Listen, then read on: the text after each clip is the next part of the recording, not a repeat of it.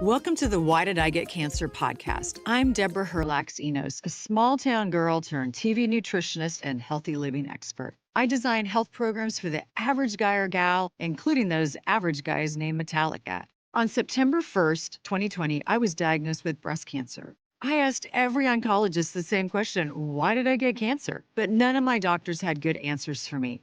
I wanted answers, and that's why I started this podcast. I want to help you to lower your cancer risk and provide self-care tips for those in the battle. I'm getting answers, and I want to share them with you. Welcome to my first episode of something I'm calling Cancer Crime Stories. I know a lot of you listen to crime stories. I have a friend and she loves Crime Junkies, and she actually will even listen to it before bed, which I think it would freak me out too much to do that. But she loves it. So it started me thinking about cancer crime stories and what we have done to people by dumping toxins in water or, chemicals in the air, and how that eventually ends up making us sick. So today is my first episode, and I interviewed Kate Moore, who is the author of a story called Radium Girls. Radium Girls, this was set in the 1920s. These girls were as young as 14, and they were hired by this radium factory to paint radium on watch dials. They were called the dial painters because it was fluorescent.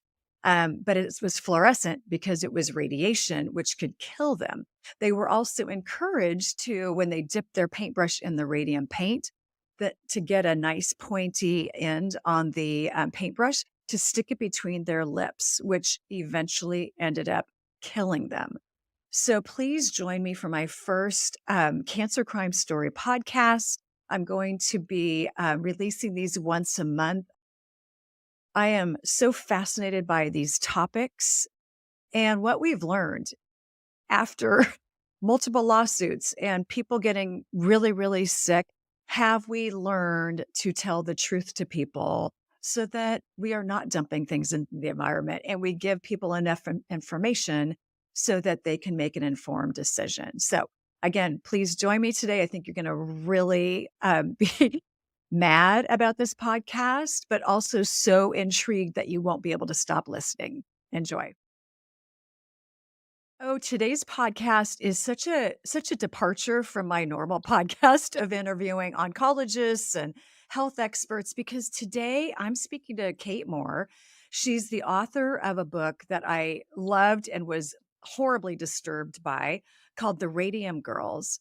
And I basically wanted to have this podcast to talk about basically like a cancer crime story. I mean, crime stories are so popular right now. And my thoughts were, oh my gosh, we commit crimes with the chemicals that we put into the environment and we don't tell people about. And when I read Radium Girls, I thought this is absolutely this category of a cancer crime story. So Kate Moore, welcome from the UK to, Thank you yes, so to much, Why Did I Deborah. Get Cancer? And I guess, would you like to give us a little bit of background about the Radium Girls, but also why were you so intrigued by this story that happened in the US and you're based in the UK? Yeah, a lot of people ask that question because, as you say, I'm entirely British. It's where I was born and raised, where I still live to this day, and this is an American story. It's an American Hmm. historical story. So my book opens in 1917, just on the cusp of America joining the First World War.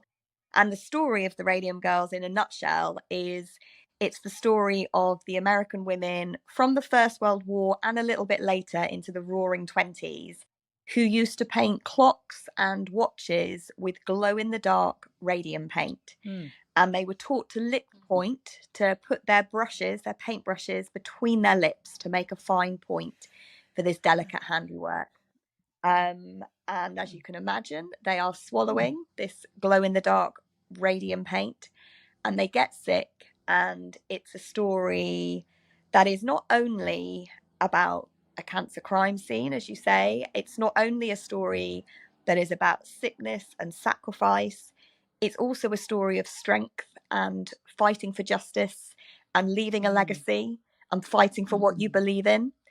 And I was drawn to the story initially because I directed a play about this story, and it was the most serendipitous journey of my entire life. I had only directed one play before, which was Lorca's Blood Wedding, and I loved the experience so much that I was sat on my sofa in London in the spring of 2014. The play that I directed had just closed, and I was like, I really want to direct another play again. I really enjoyed that experience.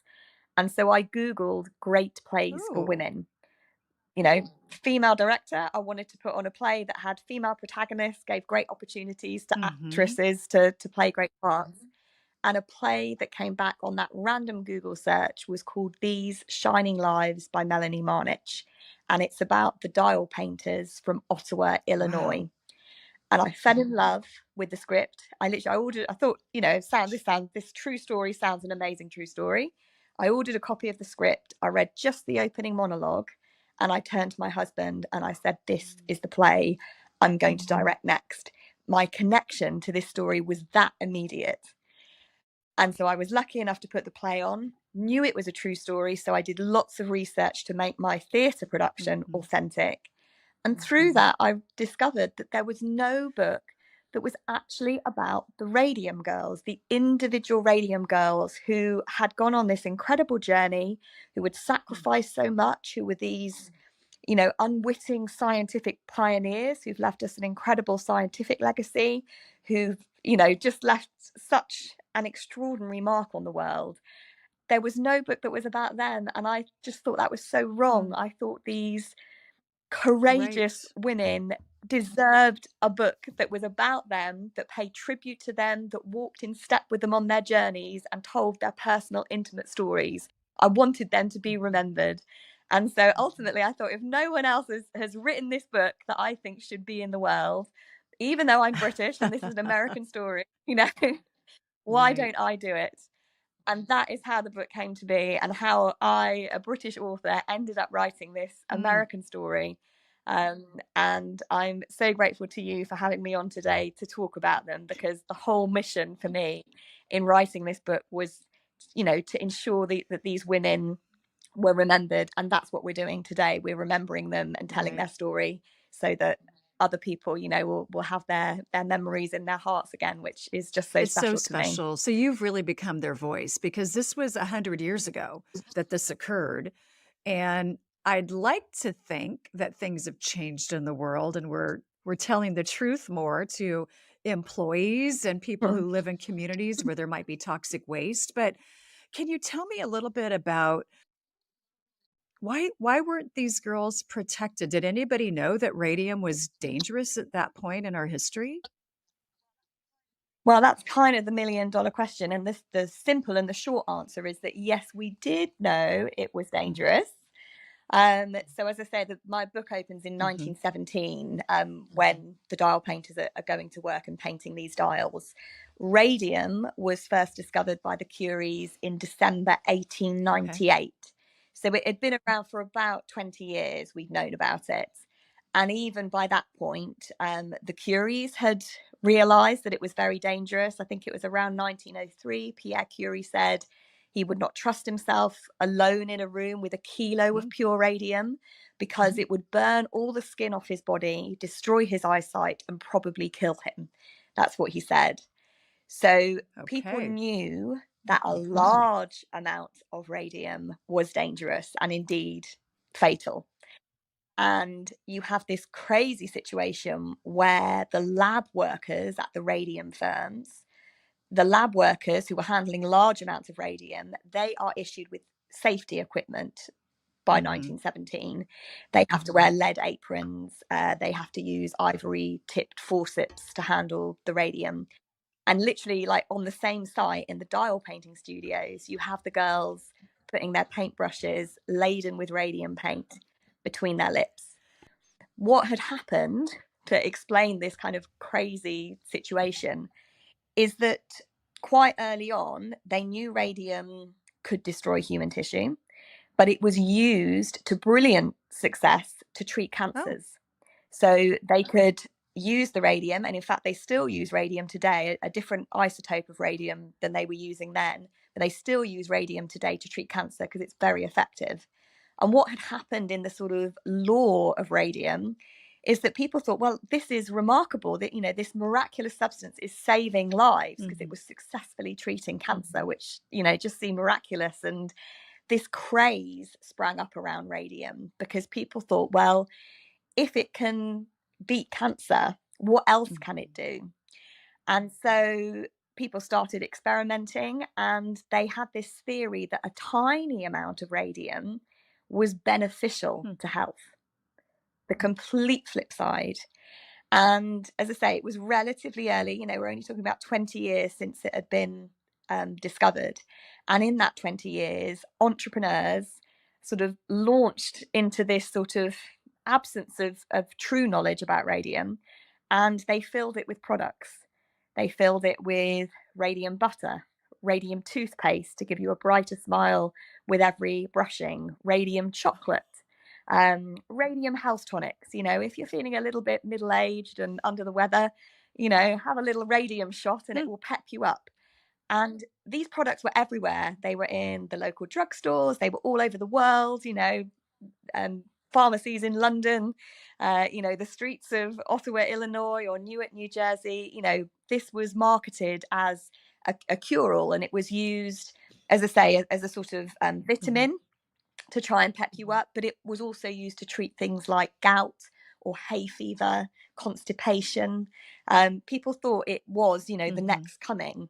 And in fact, I found material, in the archives and the newspapers and things that doctors and scientists were wondering, is radium the key to human immortality? There was an article in the Newark Evening News from the early 1920s saying in the future they thought readers would be eating radium tablets because doing so would add years to our lives. They thought this was going to be the thing that was going to help us live forever. And yet, the scientists and what I'd also read, what the owners of these factories were protected with lead aprons.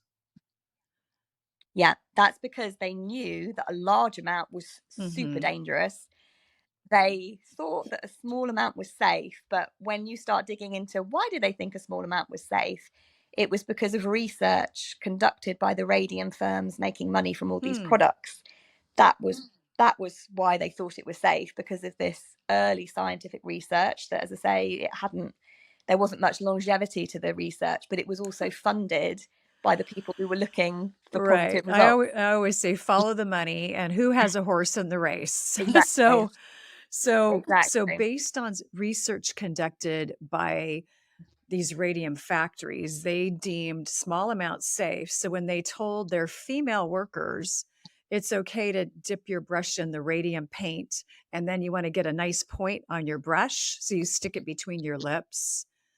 And they felt that that would still be a small amount, even though I'm imagining these girls, people worked longer hours back then, right? So probably a 10-hour shift. So how many times per hour Yeah. were they sticking that brush in their mouth?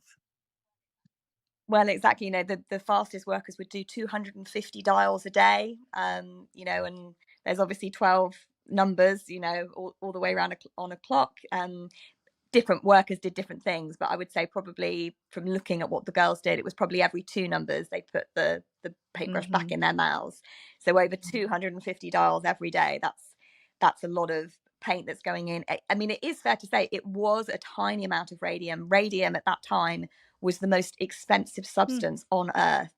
So for a single gram, that would sell at the time for about $120,000.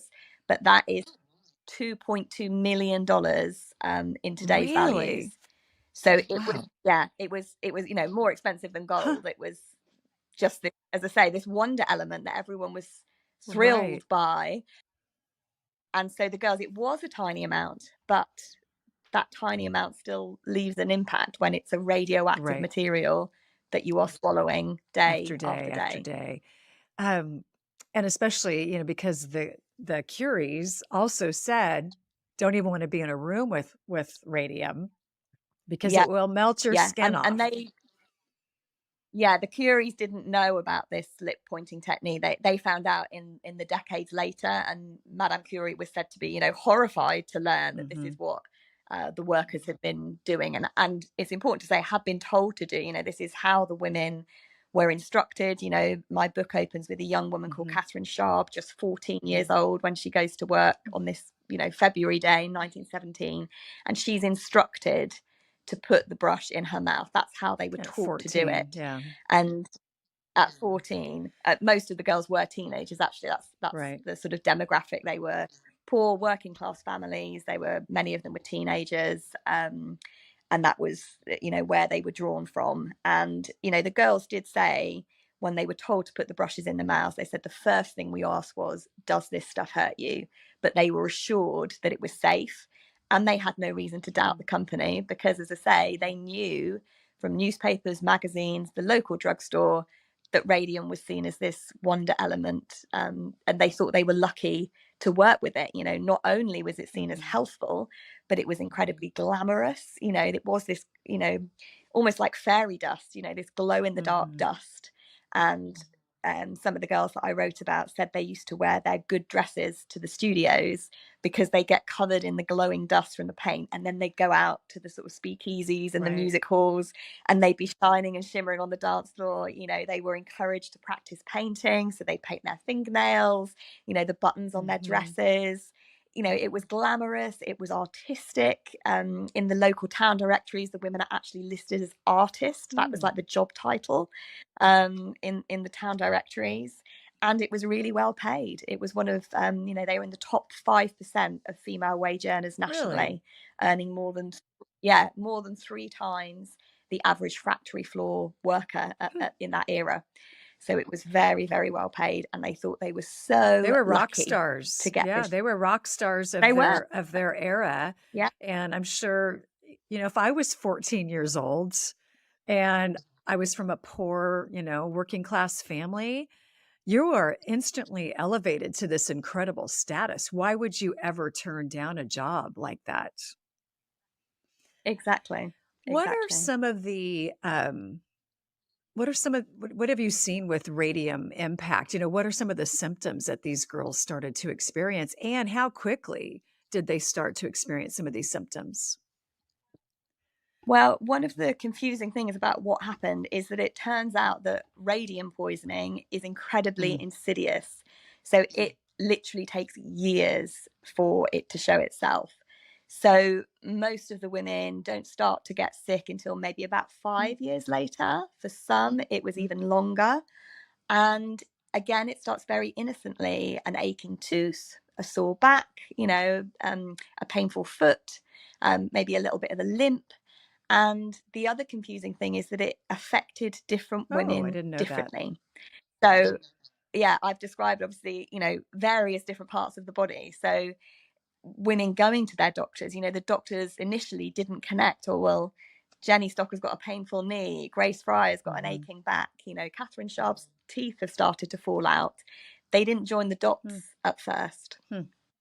And then once the women started to experience some of these symptoms, I would imagine there was such an accumulation of radium in their bodies that there was nothing they could do at that point.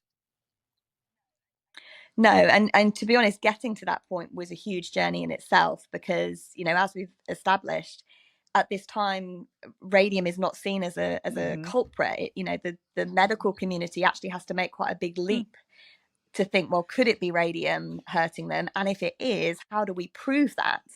And, it's actually a fascinating story from a scientific perspective. There's this doctor called Harrison Martland in New Jersey. He has to invent tests to measure radioactivity in the human body for the first time, in order to prove that there is radium inside the women, that when they swallowed it hasn't disappeared, it's inside them, and that is what is hurting them and causing these problems with their teeth or their backs or their legs, or wherever it has settled in each individual dial painter. So it was a long journey, scientifically, medically, for the women to actually get to a point where it was proven that radium was the culprit. And in the meantime, the women are getting sicker and sicker. And what they discover is that essentially radium is biomedically really similar to calcium. So it's what's called a bone seeker. And your listeners probably know, we're encouraged to drink milk because the calcium in the milk goes into our bones, makes them nice and strong. And when the dial painters swallowed the radium acted in a similar way. It went straight to the skeleton. Mm. And there it settled, like Mhm. calcium does. But once it was inside their bodies, inside their bone marrow, it was there emanating this immense radioactivity. They're using something called radium Mhm. 226, which is the most powerful isotope of radium. It has a half-life of 1,600 My years, which goodness. is, as you can imagine, devastatingly long. We're talking here, these women who were hurt 100 years ago, their bodies in their graves are still being bombarded Right. by the radium as we speak now. And what was happening is that, as I say, it was bombarding them from the inside out, Mhm. basically. And so their symptoms get worse and worse because they're getting sicker and sicker. So the teeth that were aching, as I say, they Mhm. start to fall out independently. Ulcers in the women's mouths, their legs and their arms start to spontaneously shorten and fracture. And when they study the women, they realize that their bones are honeycombed and moth eaten in appearance. And they literally have holes in their bones because the radium has caused that. While these women are still alive, this is what is absolutely horrifying. The level of pain is extraordinary to try and imagine. And as these women are seeking help and going to doctors and dentists and trying to make people see that there is a problem, they're just sent home with aspirin, given diagnoses of rheumatism or arthritis, when actually they have been poisoned by the radium and they've got to fight for that recognition and essentially, in the end, for justice. Oh, what a horrifying way to go. What a I mean, a It, terrible it, death. I mean, just a yeah, terrible death. And I would imagine so these girls are showing up at work and, we all have these water cooler conversations at work. I would imagine they're all kind of comparing symptoms. And even though it might be, Grace's foot and somebody else's tooth, did they start to put two and two together? And that's how they began to seek justice? yes, yeah. What was challenging for them is, as I say, because it would sometimes take 5 years Right. or longer before they start to get sick, not everyone stays in the Hmm. same job for 5 years or longer. So a lot of the women had, gone off. Grace Fryer, who was a brilliant young woman, she was now working in a bank as the head of Hmm. her department. Other women had left to have their families. And so they were sort of, they dispersed. They weren't all in the studio anymore.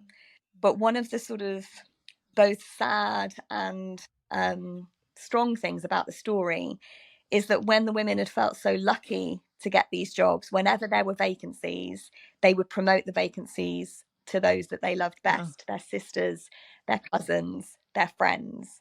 And so even though the women didn't work in the studios anymore, they were obviously still in touch with right. their sisters and cousins and friends. And yeah, Catherine Sharp said, there were meetings sometimes in the dentist office of all the girls coming together, comparing notes. And as she said, we realized there was something going on about Yeah. this thing. That was how Yeah. she So put they were it. suspicious, especially since in the beginning, when they Yeah. first got the job, they said, "Is there any danger in me sticking this brush full of radium between my lips?"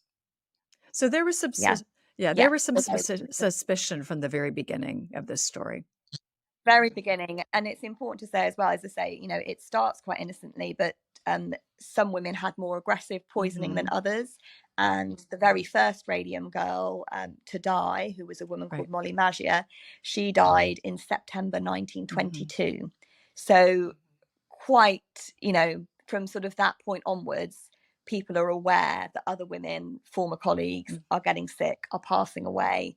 And even though they might be buried on death certificates with different things, that sense of suspicion and concern deepens and grows. And the women try to band together to take action.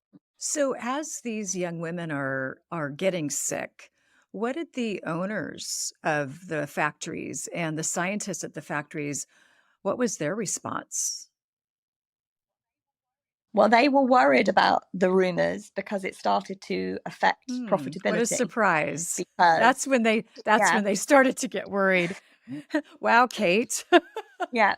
Okay. But when there was a downturn in business, women started laying down their brushes or quitting, or, they're not able to replace women once they've left. They hire a sort of crack team of scientists to come and investigate at the plant. They hired the drinkers, two brilliant scientists, a husband and wife team who worked at Harvard. And they were brought in with another doctor called Dr. Castle to conduct a report, an investigation. They took blood from the women, they interviewed them, they came and tested the paint and so on and so forth. And they issued a report that said it's the radium. At which point the company suppressed the report, refused to give them permission to publish it, and basically sit on it for another year before it eventually, the drinkers are a bit like, publish and be Mhm. damned. And they eventually they publish it, regardless of the fact that the company are trying to silence it. But you've lost a whole You've year. lost a whole year of potentially saving more women. Yeah. Yeah.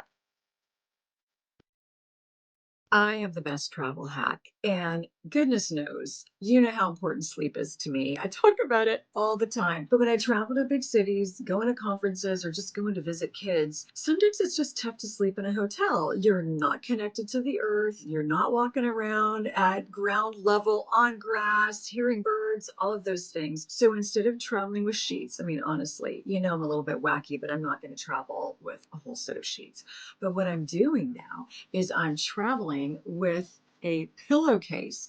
And so what you can do is you can plug this pillowcase in. It comes with a cord. It attaches. I promise you it doesn't get in the way. You can either put in a pillowcase, or sometimes what I do, you can put a pillow into the pillowcase, or sometimes what I do is I just plug it in and I just lay it on the bed and I just sleep on top of it. Kind of easy breezy way to do it. Why am I doing this crazy thing, you ask? First of all, it's not so crazy anymore. People are grounding. You hear people talking about it all over the country. And what grounding does, it helps to connect you to the earth. When you're more connected to the earth, you have lower levels of cortisol, stress hormones. When your stress hormones are lower, you're in the parasympathetic mode, which is that rest and digest, which is really where we want to be most of the time. That's when we're our least stressed. We don't have the anxiety. We're calm. We're peaceful.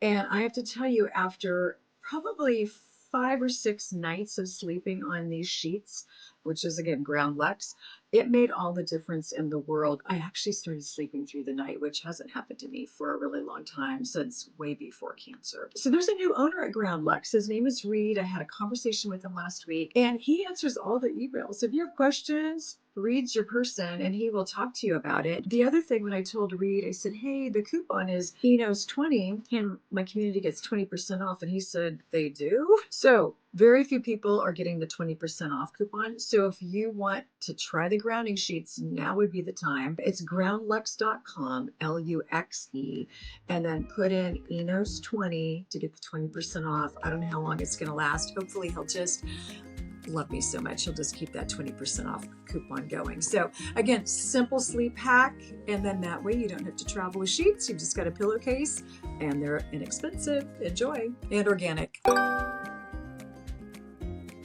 You mentioned earlier in our podcast about these women seeking justice. Can you tell us, because that seeking justice and women doesn't really go together in the 1920s. So tell us about that. Well, again, it was a long journey because, as I say, to begin with, they couldn't, because the drinker report has For been a year. suppressed for a Mhm. year. They don't have any expert connection, connecting their work with their illnesses, and so they go to lawyers to say, surely there's an occupational problem here. I want to sue my employer. And often the lawyers didn't believe them. They were like, well, there's no evidence here that it has, that the one and the two go together. You know, as often happens even today, you know, even women going to the doctors complaining of pain, complaining of problems, you know, it's dismissed Yep. as hysteria. The pain is not given, you know, any weight at all. You know, the Radium girls experienced all of these things that women still experience 100 years today later, as we well. are still experiencing this. Okay. Exactly. So the fight for justice takes time, and it's largely due, I have to say, to a Radium girl called Grace Fryer, who, as I say, she's the woman I mentioned earlier who rose to become the head of her department in a bank. Very brilliant. Her father was a union rep. She grew up in a political house. She gave interviews where she talked about voting. So very politically, you know, civic-minded young woman. And it was she who sort of just kept knocking on doors, writing to lawyers.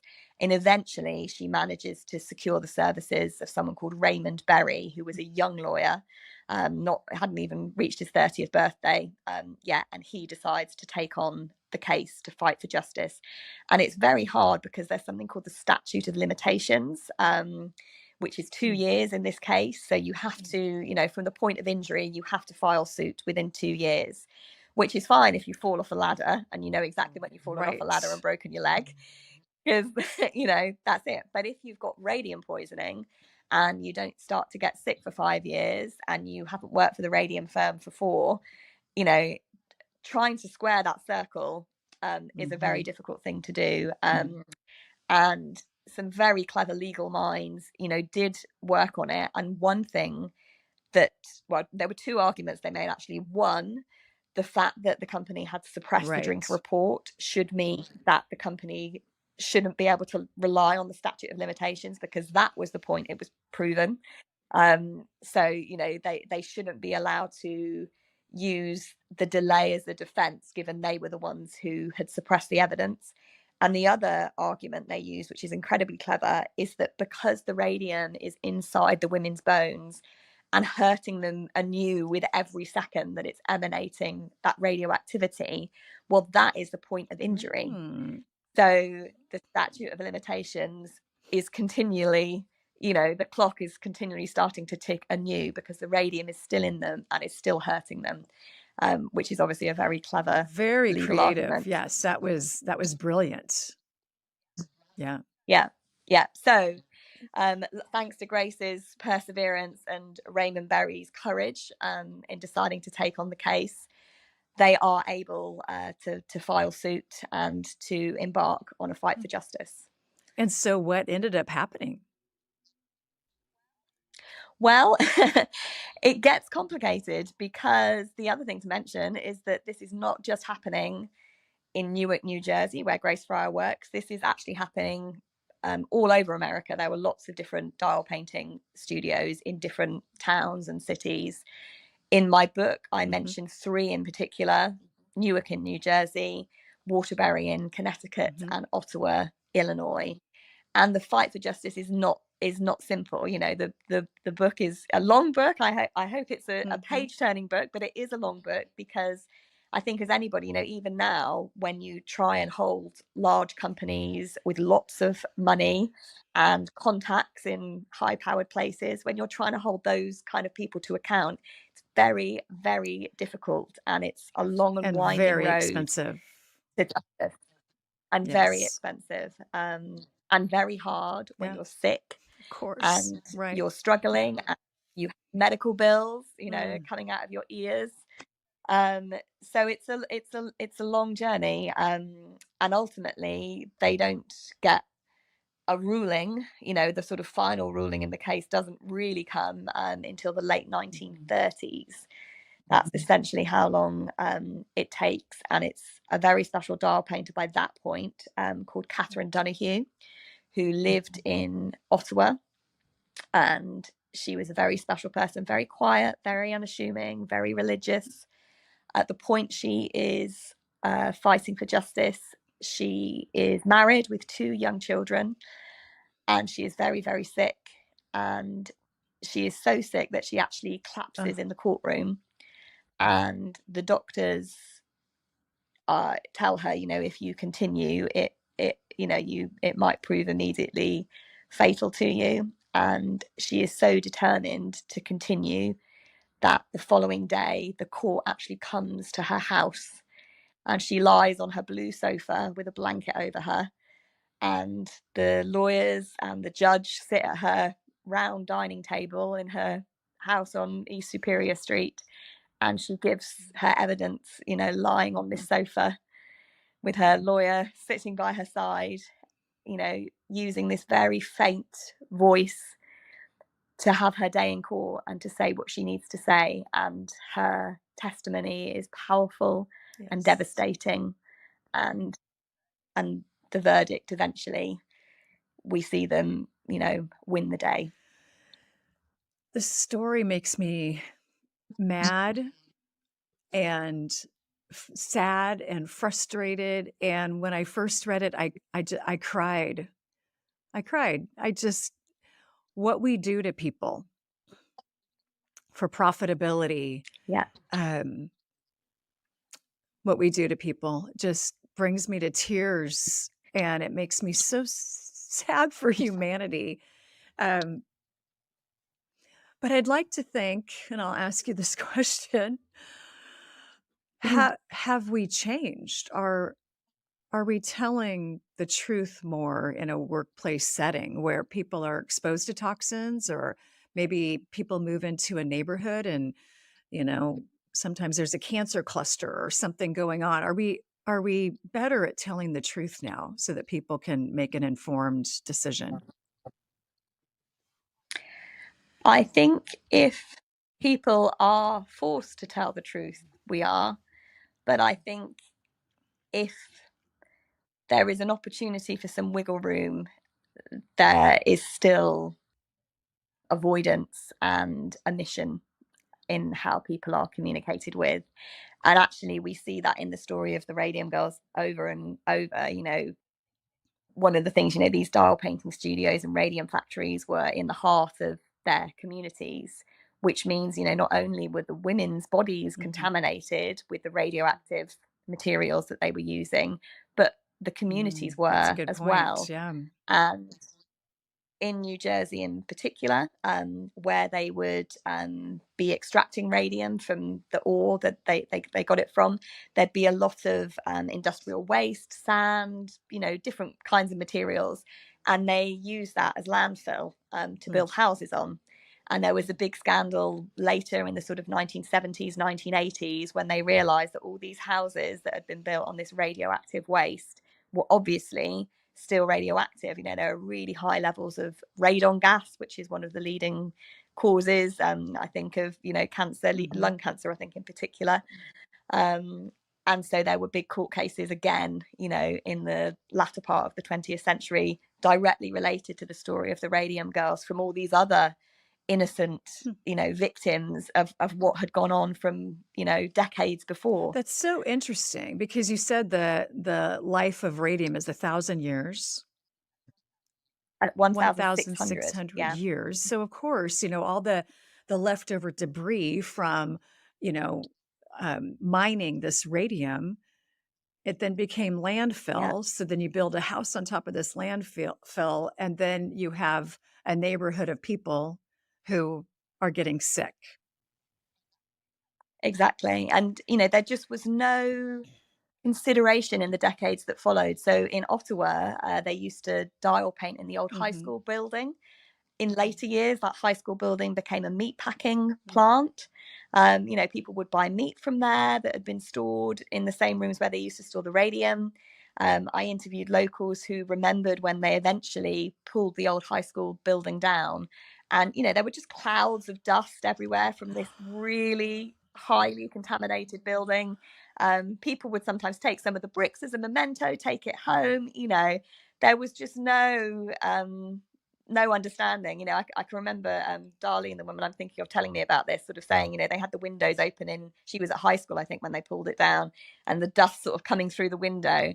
And then in later years, when they started, finally, the EPA started cleaning up, those guys were all in hazmat suits. And she's like, hang on a sec, there's a disconnect here. Right. There is a massive disconnect, Kate, because the people that know that this, whatever substance, fill in the blank, That when they know it's dangerous, they're prepared, but then they let Yeah. us just live in it. Are you all into beef tallow? I am new to the beef tallow game, and I have to tell you, I've resisted it for 3 years. I first heard about beef tallow on my friend Holistic Hilda's podcast from the Weston A. Price. And I thought, beef tallow, my image was my skin is going to smell like a cheeseburger. So I just didn't really put any time into it. But again, I'm 60 now, as most of you know. My skin is continuing to get drier and drier. So I thought, why not? My cuticles are a mess. I've got dry spots on my body. Let's throw whatever we can that's natural at it. So I've gone to farmers markets. I've gone online. I've done my research. Let me show you my brand that I am in love with right now, which is called Toops & Co. Organic. This is their frankincense skin balm. It is beef tallow. It's organic essential oils, frankincense. First of all, let's talk about frankincense. Frankincense is a wonderful essential oil that is widely known to be anti-inflammatory. Then you combine that with this grass-fed beef tallow, which is full of vitamins and full of great essential fatty acids. And next thing you know, my skin is glowing. I feel like there's less redness now. I use this at night. And I got to tell you, the first couple of nights, I thought, okay, is there anything to this? And I woke up the next day, and even my husband said, wow, your skin looks really good. So I count that as a really big victory. There's a few products that I'm loving at Toops & Co. I've already mentioned this frankincense skin balm. It's in 2 ounces. It's in glass, which I love. Their products are in glass, so no microplastics. And it's the perfect travel size. So that is really good. I'm also really loving this blue tansy body oil, and it doesn't take very much. Their suggestion is you get out of the shower, your skin's still a little bit damp, do a couple of squirts all over, and honestly, amazing things will happen, and it smells amazing. And then I told you guys, when I go all in, I go all in. They also have a line of cosmetics. So I'll tag these products, and I'm using this lip gloss. It's the perfect color for probably a lot of people. It is too small. Berry Marvelous is the name. I thought it would be too small to read, but I've got my glasses on. Berry Marvelous, their lip gloss. I'm using their mascara, and I actually even got eyeshadow, and I hardly ever use eyeshadow. But I was looking for all natural cosmetics. So right now I am telling you, big thumbs up. Go to their website. So it's Toops, T-O-U-P-S, toopsandco.com /Deborah Enos, and you're going to get 15% off your purchase. I'm going to tag all of this information in the show notes, and I am telling you, I think you're going to love it. I am a new fan, but I'm a very vocal and very happy fan. So hope you enjoy. Yeah. Exactly. For Yeah. whatever reason, they don't want to start a hysteria. They don't want, lawsuits. They want to be able to maintain their profitability. Maybe it's just too much work to go in and clean up a neighborhood where there's massive amounts of cancers. Yeah, I mean, what was interesting again about Radium Girls is they started clearing things up, but I remember interviewing, there was another author who wrote a book called Deadly Glow. He's called Dr. Ross Molnar, incredibly helpful to me when I was researching the book. And his book about radium is also absolutely fascinating.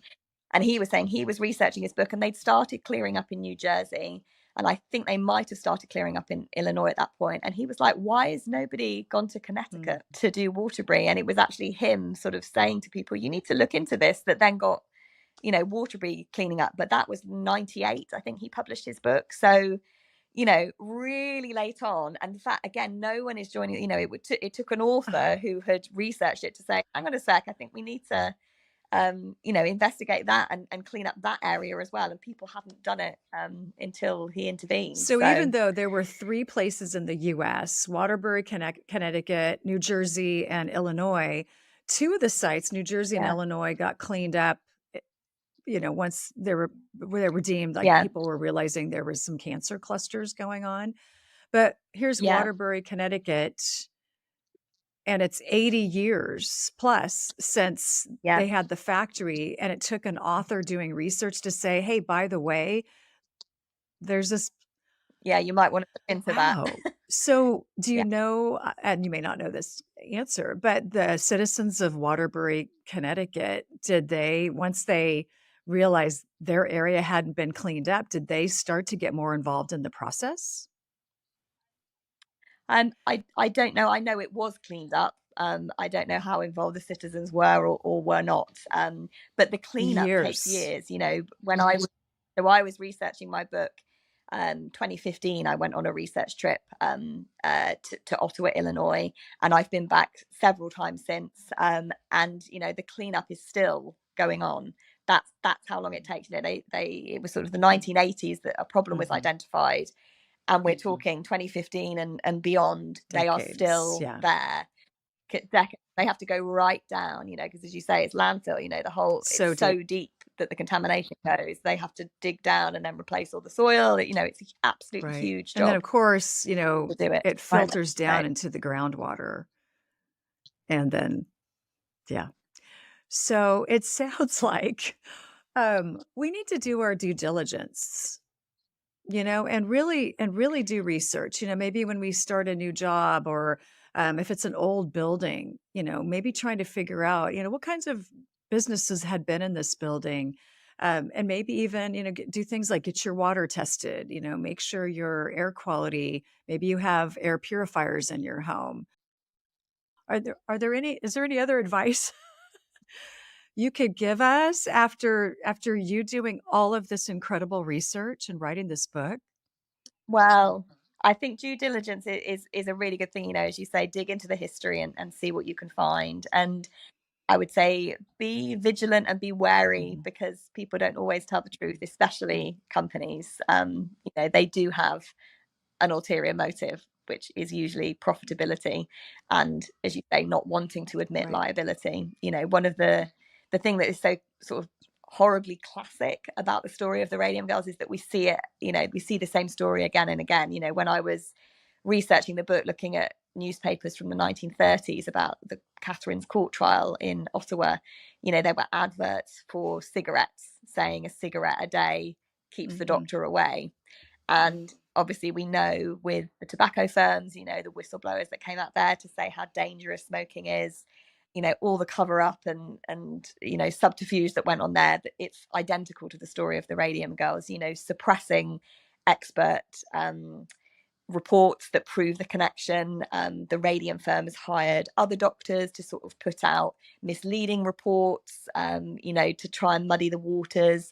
You know, they cast doubt on the girls in terms of their sort of morals, you know, things like that. They hired private detectives to dig up dirt Really? on them so that they wouldn't be believed, you know, just completely egregious Mm. behavior. And we see this, you know, with other firms, with other stories, with other toxins, and it is the same story again Mhm. and again.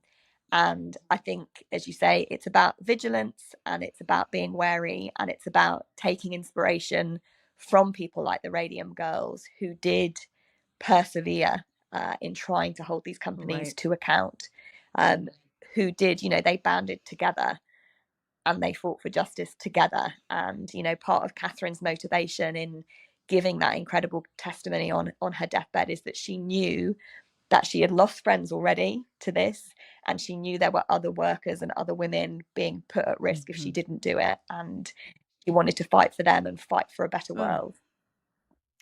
and these women, I don't wanna just focus on their terrible tragedy, and because what I'm really seeing throughout this conversation we're having is their incredible courage.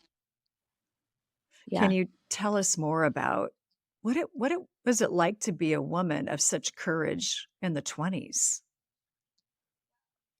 Well, the thing was, you needed every ounce of that courage, because, you know, because this story went on for so long. You know, think about the big moments that are happening in American history. You know, end of the 1920s, you've got the Wall Mhm. Street crash, you've got the Great Depression. You know, women who are fighting to sue one of the few employers left in the middle of the Great Wow. Depression. You know, they are shunned by their communities. They're told they're liars and cheats and frauds. You know, I found sort of interviews with local townspeople that had actually been recorded in the 1970s, and they were still casting doubt on the Radium girls who had died and still saying, well, she always looked sick, you know.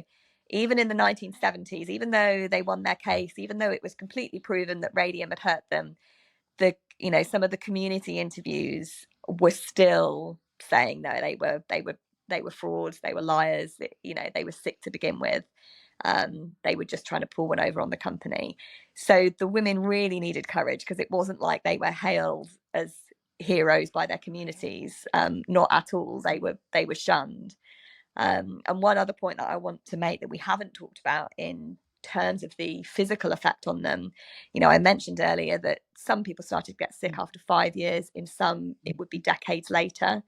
The really sort of frightening and horrifying thing really about radium poisoning is that it could lie dormant in the Radium girls for decades, and then they would start to get something called a sarcoma, which is a kind of bone tumor basically, and it can grow anywhere in the body. It can grow on your hip, your elbow, your eye socket, and it's a huge cancerous mass basically. And it was like a ticking time bomb inside them, because if you'd been a dial painter, you were at risk of developing one, but you didn't know when or where it might get you. And depending on where it grew, you were lucky if you got one in your elbow, because you could have your arm amputated. But if it was in the middle of your body, there was absolutely nothing that could be done for you. And so, because we're talking about cancer today, this was one of, as I say, it was like it's like a horrible serial killer. That's how I sort of talk about it in the book, that it have evolved its, modus operandi. And the early girls didn't die from sarcomas, but the later women did. Oh, wow, what a horrible legacy that was left for these women. And of course, it's also going to cause changes to your DNA, which you then pass down to the children that you have. Yeah. Yeah. And there was, I mean, a bit like the way the women were affected differently, people always ask about the children. And from the very small cohort of women that I studied for the book, there were differences with their children as well. So I think particularly if a woman had her babies quite early, quite soon after leaving the studio, perhaps she'd only dial painted for a couple of years, she perhaps wasn't sick when she was gestating her babies, those children tended actually to be fine. And I was lucky enough to interview some, sons and daughters for the book who were in their 80s and 90s in robust, good health. So they were okay. But other women struggled to conceive, had miscarriages, and perhaps the children might be born small or premature, or died young. And so you got a real mix, which in a way is also human biology, because we all, as I'm sure from doing this podcast, you and I could get exactly the same dose of radiation from being a dial painter, and our bodies would respond in a different way. Which was part of the challenge, of course, because if they'd all had a tumor on their elbow within 6 months, maybe things would have happened a little differently. But I have to say, I'm just so impressed by the courage of these women. And I'm just so grateful that you told this story. You were a voice for them. And it is one of the most fascinating, but again, heartbreaking stories and books that I have ever had an opportunity to be exposed to. But I just want to thank you for the work that you have done here. And it is very clear that you have done probably thousands of hours of research to tell this story in a way that's really going to connect with people. And hopefully people will ask more questions and do their own due diligence. Yes. Hopefully they'll get honest answers. And one thing I do want to say, you thank me for being the voice for these women. What was incredible about researching the book is I didn't have to be their voice because their voices were still there in the archives. So what's sort of amazing about the book is it's filled with first person material from the Radium girls, from their letters, their diaries, their court testimonies, their newspaper interviews. If you read the book, you're actually hearing from That's Grace right. Fryer and Catherine Sharp, Catherine Donahue. It isn't my voice. And I always say I feel really strong. I used to do ghostwriting before I wrote the Radium girls. And I think both the way I approached this book and the way I feel about it is that I was like their ghostwriter. My job was to research their story and find their words. And then I've just put it together in the book. But the voices that you hear when you read the book are their voices telling you their story in their own words. And that's why I'm so proud of it, because it's a platform for them to tell you what they went through and what they did. Well, the book is just a gift. So I just thank you so much for telling us this story in such easy to understand terms, because, it involves a lot of chemicals and, different types of cancer. And you've just made it really easy to understand. And, but what really comes through in this book and in this conversation today is just the courage that these women had. And I just thank you for sharing that with us. It's my pleasure and my privilege. Thank you for the opportunity to talk about them. I don't know if you got a chance to listen to my podcast recording about alcohol and cancer, but it kind of scared me. I admit it did. Every drink, one drink a day, increases my risk of 5 different types of cancer by 7%. And 2 to 3 drinks a day increases my risk by 20%.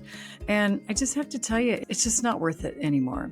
I will still have the occasional drink, but I have had to rethink alcohol in my life, and I'm okay with it. And when I do have a glass of wine or an Aperol Spritz or whatever it is that I'm having, I enjoy it so much because now it's a rarity, and I know that I'm not going to have 2 glasses of wine. I'm going to have 1. So I enjoy every sip. So that's why I want to talk to you about what I'm doing for alternatives. I love the movement now to still enjoying a fun beverage without the alcohol. And one of the ways I do that is with Martinelli apple cider. They have so many different flavors. They have an apple mango that I absolutely love. And most of actually, I think they have 4 or 5 flavors that are available at most Costco's. And it's a screaming deal. And I love being able to use the Martinelli apple cider. And I don't mind telling people that I'm not drinking alcohol. But I tell you, when I'm at an event or I'm at a party and I'm having, maybe a little bit of a spritz of a, Martinelli apple cider with some club soda, nobody even asks me anything, even though I'm happy to tell them I am not drinking that night. So summer's upon us. It's the season, honestly, in my opinion, it's the season of more alcohol consumption. So just make sure you've got Martinelli's at your house so that you've got something as an alternative, because I am telling you, as more people kind of really catch this vibe of not drinking as much alcohol, people want something besides just water and besides just club soda. So I always have a good supply on hand, and then I'll add like an aromatic to it. So if I do, an apple cider with some club soda, might squeeze some lime in there and then put a little sprig of rosemary, and it just makes it feel so festive, even though maybe there's nothing special going on, but your drink is festive. So that's good. So Martinelli apple cider, my favorite way to stay alcohol free. Hey, y'all, can you do me a favor today and go and leave a review of this podcast? I know that the more great reviews, wink, wink, emphasis on great reviews that I get, along with more downloads and more subscribers, that pushes this podcast out to people who might normally not even find it. And the reason I started this podcast, and my real heart for starting this podcast, is that I needed this information. It wasn't available. And so I started a podcast so that I could be a blessing to others. So you're a blessing to me just by being here. And again, thank you for your support. Thank you for your positive reviews and all of the notes that you send me. And I also just want to say, hey, keep in mind, I'm not a doctor. And if you need medical advice, please reach out to your team. That is going to be just the best source for you because they know you.